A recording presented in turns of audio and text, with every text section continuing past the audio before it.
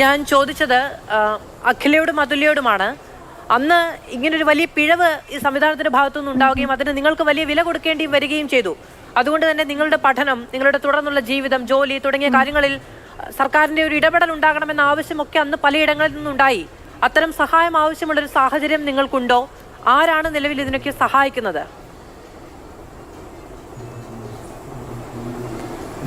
ഞങ്ങൾക്ക് മുൻപ് സഹായം തരാമെന്ന് പറഞ്ഞിട്ടുണ്ടായിരുന്നു. ഇപ്പം അതിന് വേണ്ടിയിട്ട് ഒന്നും ആരും എടുത്തിട്ടില്ല. ഇപ്പം ഞങ്ങൾക്ക് സഹായം വേണം. ഞങ്ങളുടെ അച്ഛനും അച്ഛമ്മയും അമ്മ എല്ലാവരും നഷ്ടമായി. ഇനി ഞങ്ങൾക്ക് താങ്ങാനുള്ളവരെന്ന് പറയാൻ ആരും തന്നെ ഇല്ല. അപ്പം അതിന് വേണ്ട കൂടുതൽ സഹായങ്ങൾ സർക്കാർ തന്നെ ഏറ്റെടുക്കണം. സോ കൊന്നിട്ട് പോയിട്ട് അവരവിടെ സുഖമായിട്ട് ജീവിക്കുകയാണ്. സോ അയാൾക്ക് നല്ലൊരു ശിക്ഷ കൊടുക്കണം. തൂക്കുകയർ തന്നെ കൊടുക്കണം. കൊല്ലുന്നവർക്ക് ശിക്ഷ തന്നെ കൊടുക്കണം.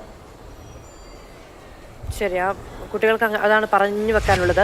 മാത്രമല്ല, 2 പെൺകുട്ടികൾ, അതിലൊരാൾ വിവാഹിതയാണ്, ഒരാൾ പഠിച്ചുകൊണ്ടിരിക്കുകയാണ്. അവർക്ക് ഉള്ളതെല്ലാം നഷ്ടപ്പെടാനുള്ള കാരണം, ഇപ്പോൾ ആദ്യത്തെ അമ്മയുടെ കൊലപാതകം എന്ന് പറയുന്നത് ചെന്താമര 2019 നിർവഹിക്കുന്ന സമയത്ത് കുട്ടികൾക്ക് ആ കുടുംബത്തിൻ്റെ ഒരു ഭാഗം നഷ്ടമാകുന്നു. ഇപ്പോൾ ആശ്രയിക്കാൻ കഴിയുന്ന രക്തബന്ധത്തിലുള്ള ആരും അവശേഷിക്കുന്നില്ല എന്ന നിലയ്ക്ക് നോക്കി പരിപാലിച്ചു കൊണ്ടുവന്ന മുത്തശ്ശി അടക്കമുള്ളവരെ വീണ്ടും ജാമ്യം കിട്ടി വന്ന ഒരു ക്രിമിനൽ ഇല്ലാതാക്കുന്ന സമയത്ത് ആ കുട്ടികളുടെ വിദ്യാഭ്യാസം, മാനസികാരോഗ്യം, ജോലി തുടങ്ങിയ കാര്യങ്ങളിൽ ഒരു കരുതൽ കൊടുക്കുക എന്ന് പറയുന്നത് ഒരു നല്ല സമൂഹത്തിന്റെ ലക്ഷണമാണ്.